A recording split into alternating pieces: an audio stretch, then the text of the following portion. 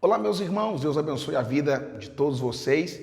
Nós estamos neste ano de 2024 fazendo a leitura da Bíblia Sagrada em ordem cronológica e para te auxiliar na fixação e a compreensão de cada livro, nós estamos colocando para você um vídeo que ele reforça o conhecimento que você adquiriu fazendo a leitura da Bíblia Sagrada conosco. Nesta oportunidade, para vocês, este vídeo explicando um pouco mais acerca do livro de Gênesis. Eu espero que a sua vida seja edificada. Deus abençoe. Vamos lá para esse vídeo. Tenho certeza que será de grande edificação e valia para a sua vida.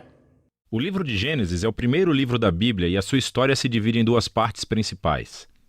Os capítulos de 1 a 11 contam a história de Deus e do mundo inteiro.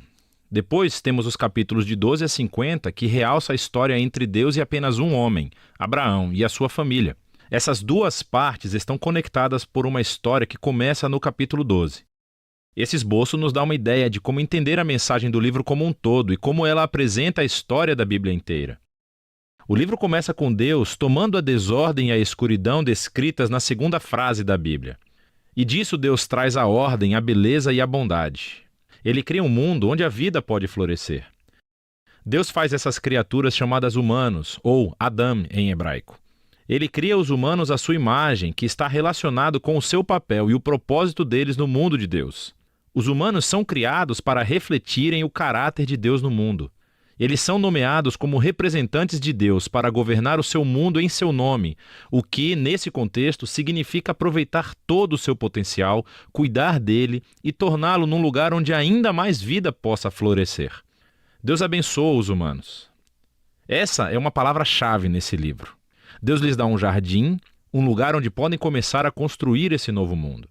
A parte importante é que os humanos têm uma escolha sobre como vão construir esse mundo, representada pela árvore do conhecimento do bem e do mal.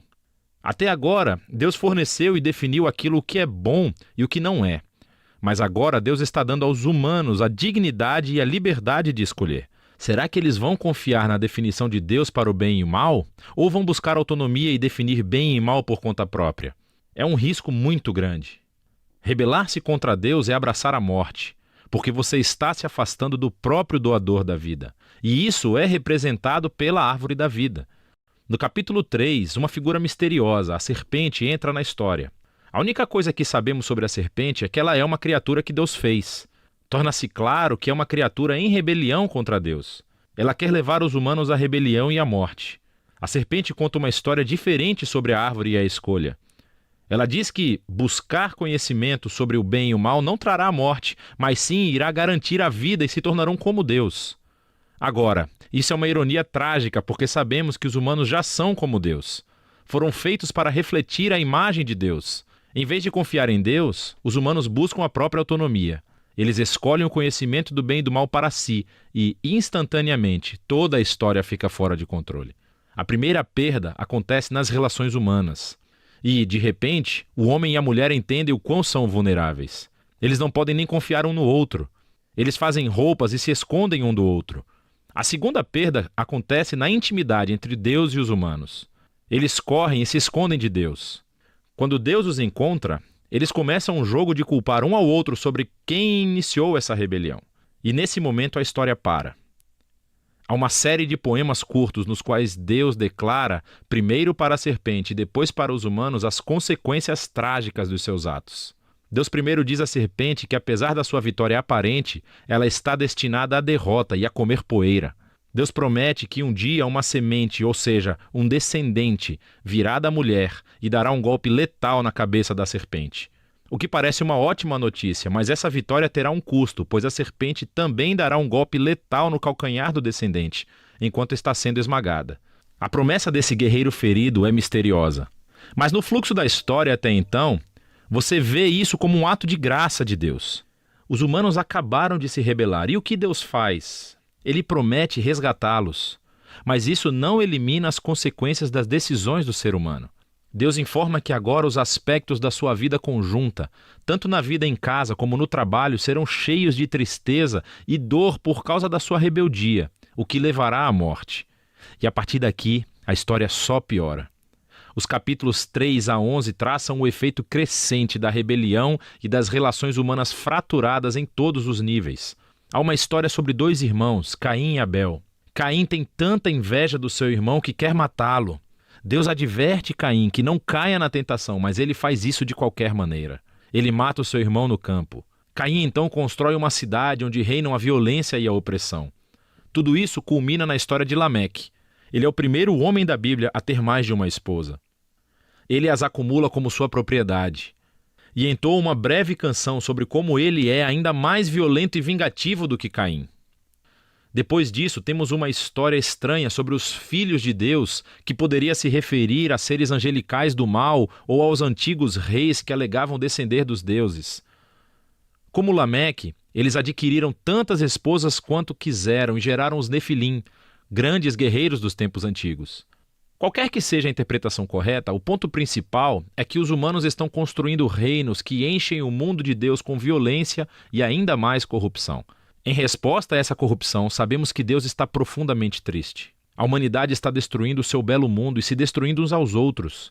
Então, num ato ímpeto de proteção da bondade que existe no seu mundo, Deus limpa a maldade humana com um grande dilúvio.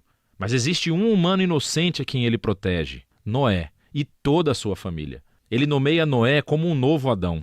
Ele repete a bênção divina e envia Noé pelo mundo afora. Mais uma vez, temos grandes expectativas, mas Noé falha, também num jardim. Ele vai e planta uma vinha e fica bêbado até perder os sentidos. Então, um de seus filhos, Cam, faz algo vergonhoso ao seu pai na tenda. Aqui temos o nosso novo Adão, nu e envergonhado, justamente como o primeiro. E novamente tudo piora. O que leva à fundação da cidade da Babilônia. As pessoas da antiga Mesopotâmia se reúnem em torno de uma nova tecnologia, o tijolo. Elas podem construir cidades e torres mais altas, bem mais rápido do que qualquer outro povo. Eles querem construir um novo tipo de torre que chegue até os deuses para tornar os seus nomes famosos. É uma imagem da rebelião e arrogância humana. É a rebelião do jardim, dessa vez amplificada. Deus humilha o seu orgulho e os dispersa. Essas são histórias diversas, mas você pode ver que todas exploram o mesmo princípio básico. Deus continua dando aos humanos a chance de fazer a coisa certa com o seu mundo, e os humanos continuam a destruí-lo. Essas histórias afirmam que nós vivemos num mundo bom, que tornamos mal, e escolhemos definir o bem e o mal por conta própria. Todos nós contribuímos para esse mundo de relacionamentos rompidos, levado ao conflito e à violência e, finalmente, à morte. Mas há esperança. Deus prometeu que um dia um descendente viria, o guerreiro ferido, que derrotará a raiz do mal. Apesar da maldade humana, Deus está decidido a abençoar e a salvar o seu povo. Então a grande questão é, claro, o que Deus vai fazer? E a próxima história é o elo onde encontramos a resposta. Mas por enquanto, é disso que tratam os capítulos de 1 a 11 do livro de Gênesis.